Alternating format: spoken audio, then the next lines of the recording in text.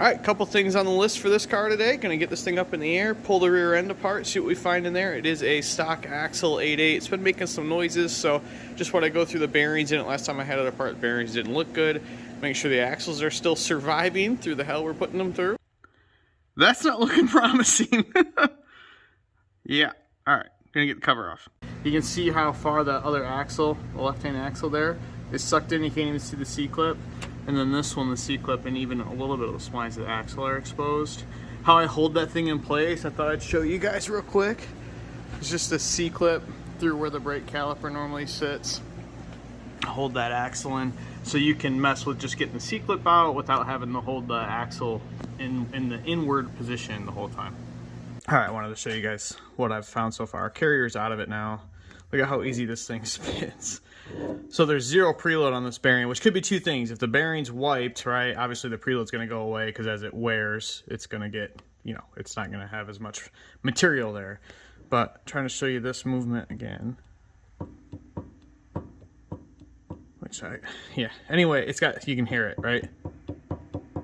It shouldn't move that way. It's got zero press on it. So pop that thing off there and see what it looks like. Alright, so my bench is a mess. I don't have really good light here, but I've got it all apart. The stuff looks okay. I mean, it's definitely worn, so check out the pinion race here. Oops, just need to focus on it. You can see where it's definitely worn, but there's nothing like overly scary about it. I expected, based on the metal coming out of the drain plug there in the fluid, that these are going to be like, one of them was going to be destroyed or at least like discolored, right? But they look fine. So what that means is the crush sleeve, it just gave up, right? The carrier bearings and races, same thing. They're not in bad shape. Like you can see the wear mark in them, wear pattern in them. These things have had a hard life, you know, pushing, you know, I don't know, somewhere north of 1,800 flywheel horsepower through these things. And it's all stock stuff, you know, so it's done good. So this is that True Track Diff.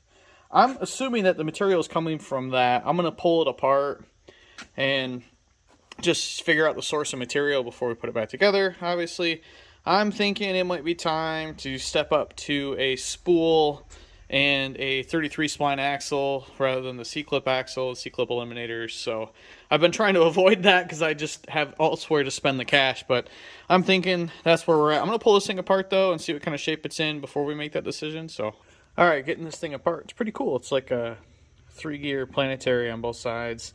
This sits in here, which has got splines inside it that drive the axle. But look at that face there, right? You see it's discolored, it's black. See down in there where it sits, you can see that that's the same thing, and there's a lip in there. So that's definitely what the debris is coming from. I'm going to pull the other side off of it quick and just to see, but that pretty much sums up that probably time to put a spool in it. Alright, here's the other side. Same thing there. You can see where it's eating itself, just applying too much force to that center mating surface. You see it better from this angle. So this thing's pretty cool. So it's got 3, like basically, I would essentially call these planetary gears here, and then 3 on the other side. You pull one of these things out here. Hold on. Oh, maybe we'll try this one.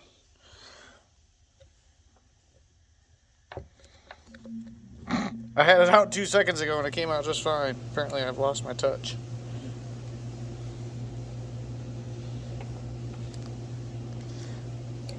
Okay.